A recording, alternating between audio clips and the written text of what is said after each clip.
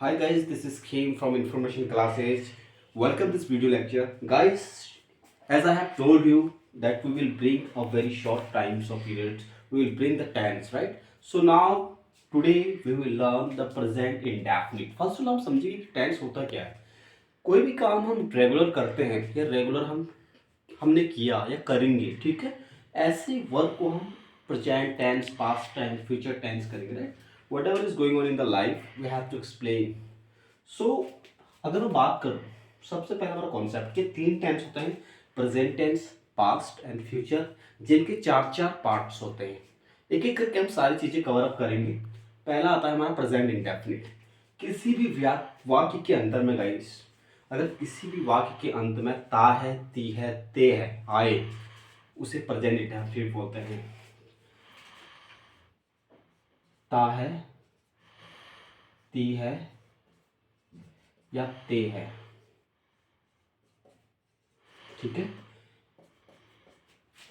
जाता है, खाता है, पीता है, मैं सोचता हूँ, वो लिखता है, वे आते हैं, वो पढ़ाते हैं, वो खाना बनाते हैं. कोई भी किसी भी वाक्य के अंदर में अगर ता है आए या ते है आए या ती है आए, तो उसे प्रेजेंट इंडेफिनिट बोलते हैं. जो काम हमारा रेगुलर होता है, राइट, उसे प्रेजेंट इंडेफिनिट बोलते हैं. इसको बनाने का स्ट्रक्चर मैं सबसे पहले आपको बता दूं गाइस. Subject plus V1. अच्छा, V1 में इसलिए बता रहा हूं आपको कि देखिए V1 का मतलब होता है वर्ड. उसके बाद अगर मैं बात करूं क्रॉस करके V5, आपने सुना होगा कि हमें क्या होता है कि when we use to study in the school life, so हमें हमेशा बताया जाता है कि वर्ब की फर्स्ट फॉर्म के साथ हमें ES का यूज़ करना है, ठीक है. लेकिन why do we need to use of the S and ES? क्यों हमें एस एंड ES का यूज़ करना है? बिकॉज ऑलरेडी एक वर्ब बन रही है, so that's called the fifth form of the verbs. Subject plus VN plus V5 plus object, ठीक है. अब इतना है, हमारा पहला स्ट्रक्चर ये है. सबसे पहले सेम सब्जेक्ट मैंने आपको बताया. अब किसके लिए V1 आएगा, किसके लिए V5 आएगा, ये आप ध्यान से देखना. V1 के लिए, V1 किसके सब्जेक्ट में आता है? अगर मैं V1 की बात करूं, ठीक है, V1 वर्ब की फर्स्ट की बात करूं, अगर V1 की बात करें तो V1 में क्या कौन कौन से सब्जेक्ट आते हैं? जैसे I, we, you, they,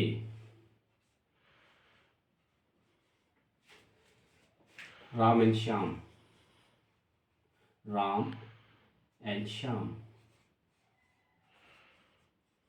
ठीक है. मतलब कि अगर एक से ज्यादा या आए हो तो उसके लिए वर्ब की फर्स्ट फॉर्म का यूज किया जाता है. V5 किसके लिए यूज किया जाता है? वर्ब की fifth form, he, she, Ram, Mohan. For any singular person we will use the V5, ठीक है. एंड V1 अगर एक से ज्यादा हो तो वहां पर हम V1 का यूज करेंगे, ठीक है. कट कर दिए. अब देखिए हम स्ट्रक्चर बनाते हैं. सबसे पहले मैं आपसे ये बोलता हूं कि मैं सोचता हूं, ठीक है, मैं सोचता हूं. सबसे पहले सब्जेक्ट हमारा आई. सोचने की इंग्लिश करेंगे, मैं सोचता हूं, ठीक है.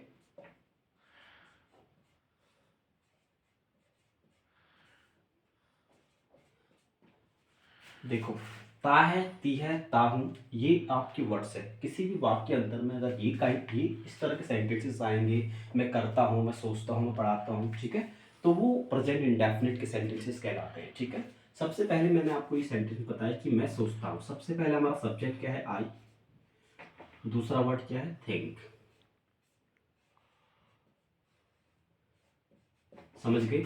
आई थिंक सब्जेक्ट है. V1 लगा दिया, वर्ब की फर्स्ट फॉर्म लगेगी, मैंने आपको बताया था, आई थिंक. आप सोचते हो,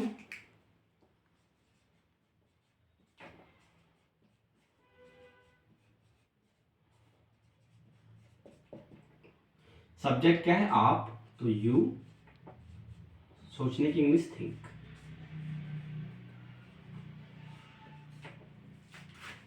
राम सोचता है, राम सोचता है,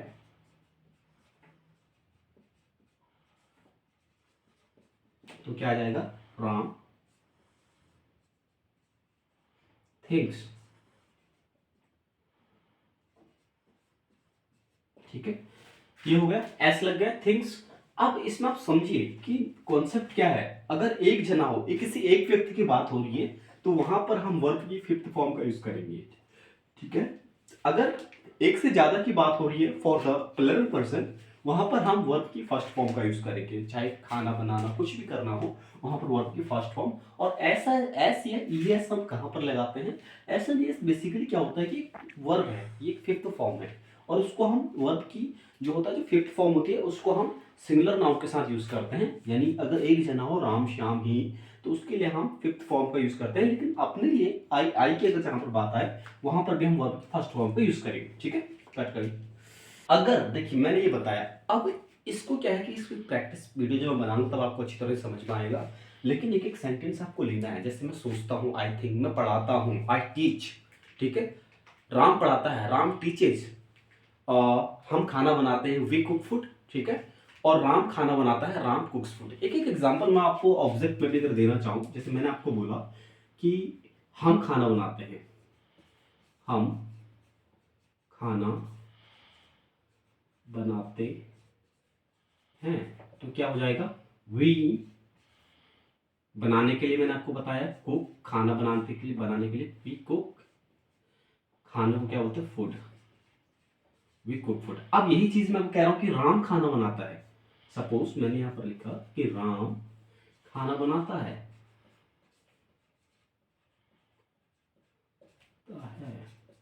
ठीक है, तो सबसे पहले सब्जेक्ट क्या हमारा? राम। बनाने की इंग्लिश क्या होती है? कुक। और कुक के साथ ऐसा लग जाएगा, राम कुक्स फूड।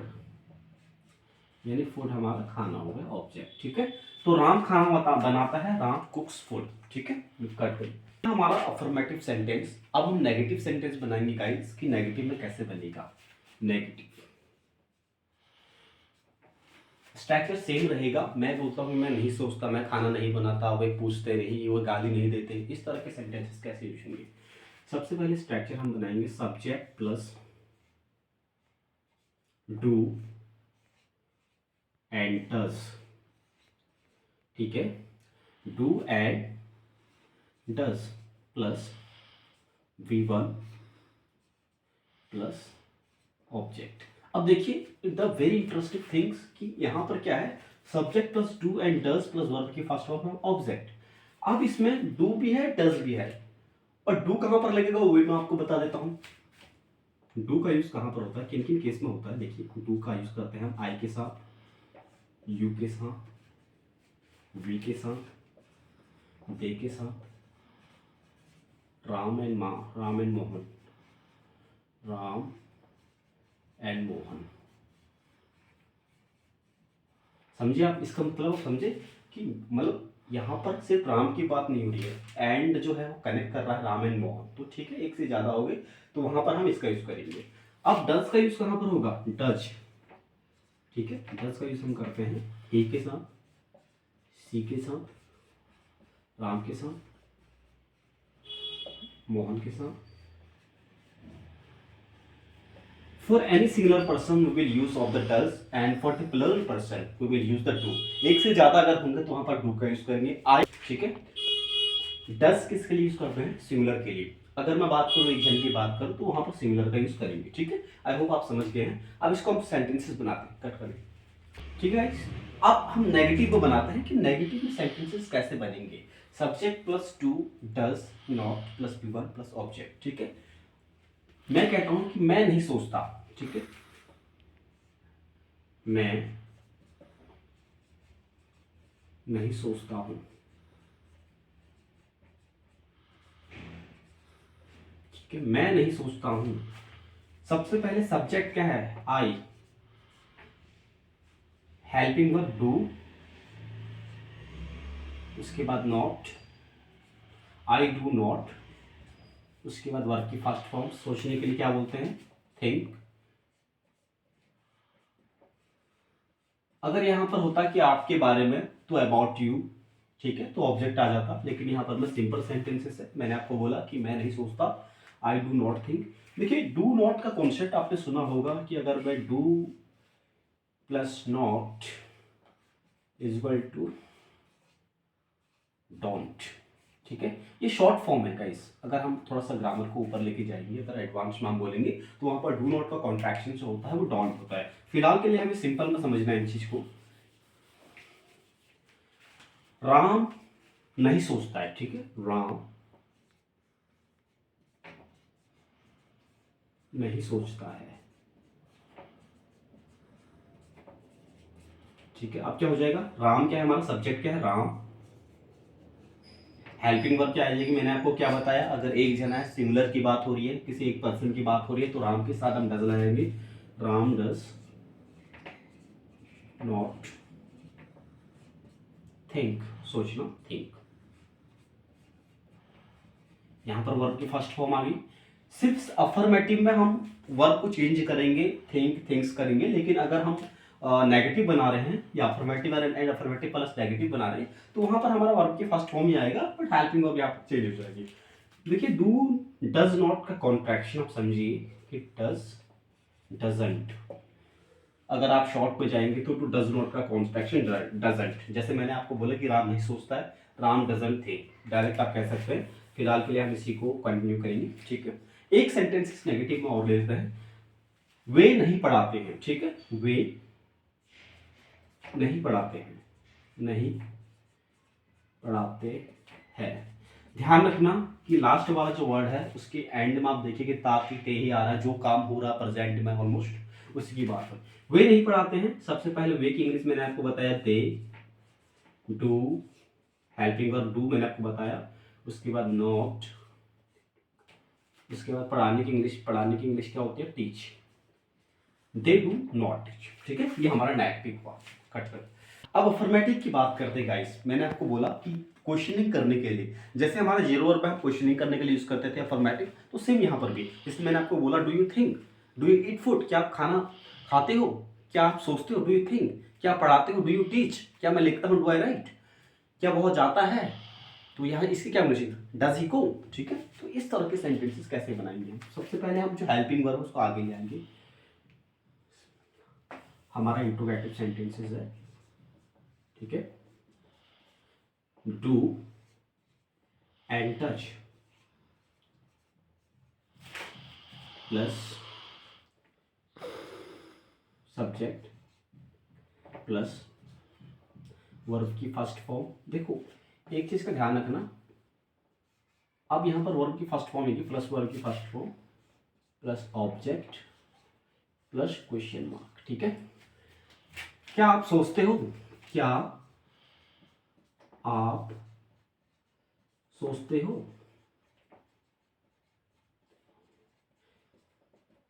बहुत सारे सब्सक्राइबर व्यूअर्स हैं जो सोचते हुए कि यार यहाँ पर क्या आया, तो हम वर्ड का यूज तो करते ही नहीं है, कर क्यों नहीं रहे हैं, वर्ड मतलब क्या होता है। लेकिन आप समझिए कि यहाँ पर एक अफर्मेटिव की बात हो रही है और जहाँ पर हमें डू और डज को आगे लाना है। अगर हम इस क्या को बीच में होता तब ये डब्ल्यू एच फैमिली होता, तो ठीक है, हमारा डायरेक्टली क्या स्टार्टिंग में आ रहा था, हम डू और डज का यूज करेंगे, ठीक है।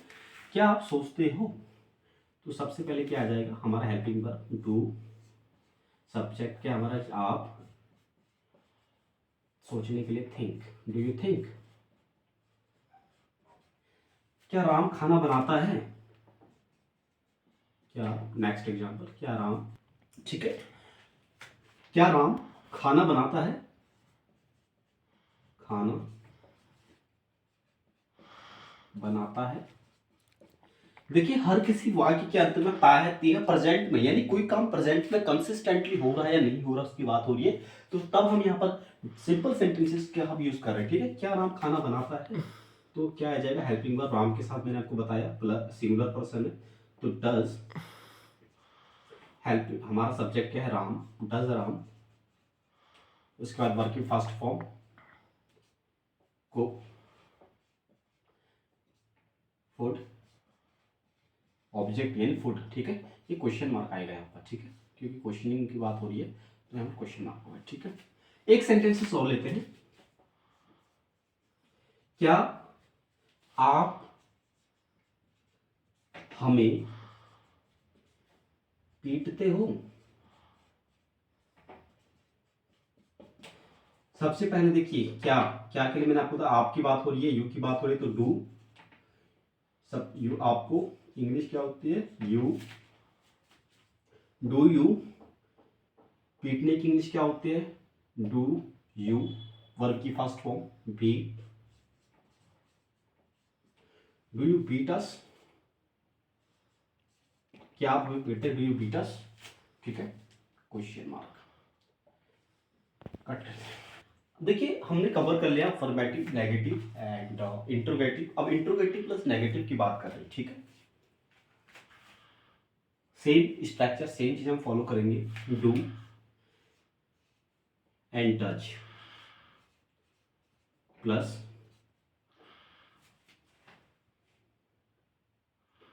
Subject plus not plus V1 start. ठीक है। Do and does plus subject plus not plus verb की first form plus object then plus question mark. अब देखिए इसको कैसे हम बनाएंगे। सबसे पहले मैं बात करता हूं, क्या मैं नहीं लिखता हूं, क्या मैं नहीं लिखता हूं, ठीक है, क्या मैं नहीं लिखता हूं। सबसे पहले do, subject I, do I, not, verb की first form right, WRIT, right, ठीक है। डू आई नॉट राइट, ठीक है। अब मैंने आपको सेम भी बताया, बोली कि कई जगहों पर आपने देखा हो कि डोंट आई राइट, लेकिन यहाँ पर क्या है कि हम एक एक चीज को बारीकी से समझ रहे हैं। डू और नॉट को हमें सेपरेट करके आके अलग से लेके बनाना है ताकि आपको अच्छे से समझ में आए, ठीक है। उसके बाद मैं आपसे ये बताऊँ, जैसे मैं आपसे कहता हूँ कि क्या, ठीक। ठीक। अब यहाँ पर बात हुई कि आई तो एक एक्सेप्शनल केसेस है, क्योंकि आई के साथ हमेशा डू का यूज किया जाएगा गाइस।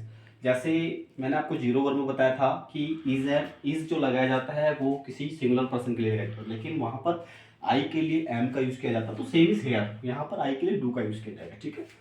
अब जैसे मैं ये बताऊँ कि क्या राम इंग्लिश नहीं बोलता है, ठीक है, बहुत इंटरेस्टिंग स्ट्रक्चर है। क्या राम इंग्लिश नहीं बोलता है, नहीं बोलता है। देखिए स्टार्टिंग में क्या का यूज हो रहा है, ठीक है। क्या राम इंग्लिश नहीं बोलता है, ध्यान से स्ट्रक्चर को देखना, हम यहाँ पे फॉलो कर लेंगे। सबसे पहले डज, राम की बात हो रही है तो सिंगुलर पर्सन की बात हो रही है, डज। सब्जेक्ट क्या है, Ram, Ram not speak. Object क्या हमारा, इंग्लिश।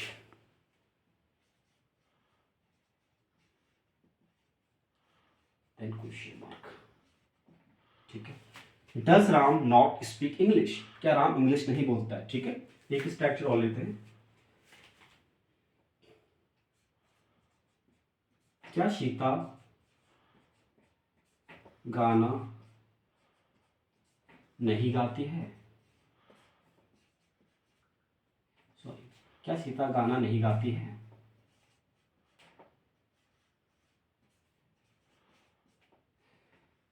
तो सेम चीज फॉलो करेंगे। सीता की बात हो रही है, किसी सिंगुलर नाउन की बात हो रही है, तो डज सीता नॉट, वर्ब की फर्स्ट फॉर्म, गाने के लिए सिंग का यूज करेंगे, सिंग आ सॉन्ग, ठीक है। अब एक चीज का ध्यान रखना गाइस कि क्वेश्चनिंग यहाँ पर भी आ रही है। अगर इंट्रोगेटिव इंट्रोगेटिव प्लस नेगेटिव होगा तो क्वेश्चन मार्क हम यहाँ पर यूज करेंगे only, but while speaking you don't have to use of the question mark, ठीक है। ये हमारा प्रेजेंट इंडेफिनिट है। एक आप बोलोगे कि इसकी प्रैक्टिस वीडियो हम सेपरेट करते जाएंगे, इसको भी हम राइट कवर कर लेते हैं, ठीक है, कैसे हम इसको प्रैक्टिस वीडियो करेंगे। और ये चीज़ें, ये जो सेंटेंसेस हैं ये आपके डेली लाइफ में आते हैं, जिसमें सोचता हूँ, मैं खाना बनाता हूँ, मैं वहाँ जाता हूँ, मैं इंग्लिश बोलता हूँ, मैं पढ़ाता हूँ, मैं लिखता हूँ, मैं गाता हूँ, ये सारे आपके कॉन्सेप्ट में आते हैं। एक practice video, hi I you, we, they, Ram, Mohan, Manish,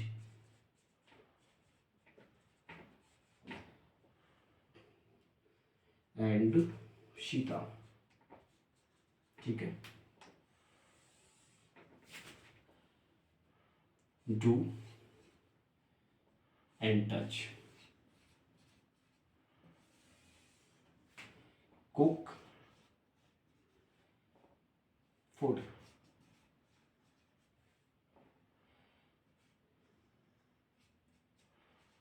Eat food. Talk to you.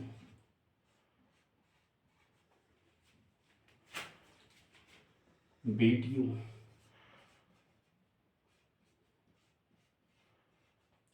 Whip. Swing. Fight. ठीक है. अब मैंने क्यों लिखा, आप समझिए इस चीज को. आपको ना प्रैक्टिस करनी है. जैसे मैं बोलता हूँ कि मैं खाना बनाता हूँ, आई कुक फूड, मैं खाना नहीं बनाता हूँ. ठीक है. यहाँ पर देखो डू डस का यूज कर रखा है मैंने, ऑब्वियसली बात है. तो यहाँ पर नॉट आपको यूज करना पड़ेगा सेकंड में. यहाँ पर नॉट का यूज भी हम कर सकते हैं. आई डू नॉट कुक फूड, मैं खाना नहीं बनाता हूँ. ठीक है. क्या मैं खाना बनाता हूँ? Do I cook food. क्या मैं खाना नहीं बनाता हूँ? Do I not cook food. ठीक है. आपसे अगर मैं बनाऊंगा, आप खाना खाते हो, यू ईट फूड. आप खाना नहीं खाते हो, you do not eat food. क्या आप खाना खाते हो? Do you eat food. क्या आप खाना नहीं खाते हो? Do you not eat food. ठीक है. अब इसी चीज को अगर मैं बीट की बात हो रही है, पीटना, मनीष की बात हो रही है और मनीष के सामने बीट का यूज करूंगा, तो अब समझ जाना कि यहाँ पर ऐसे एस का यूज करना है. जिसमें मैंने बोला मनीष पीटता है, मनीष आपको पीटता है. मनीष यहाँ पर ऐसे एस लग जाएगा, मनीष बीट्स यू. ठीक है. मैंने आपको बताया मनीष बीट्स यू. मनीष आपको नहीं पीटता है, Manish does not beat you.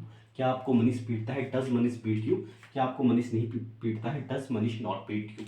So guys, this was our present indefinite tense. I hope that if you will have any kind of questions, any kind of queries, you can drop the message in the comment box, so I would be clearing your all the doubts. Guys, this kind of sentences we use in our daily life. On a regular practice, these are sentences.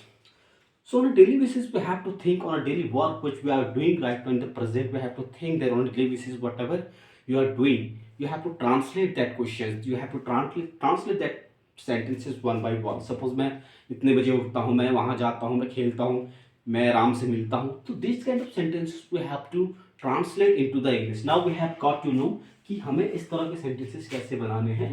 And in the second video we will bring the past indefinite. ठीक है. Present indefinite complete हो चुका है, then we will bring in the past indefinite. So till that time, thank you so much guys and have a nice day.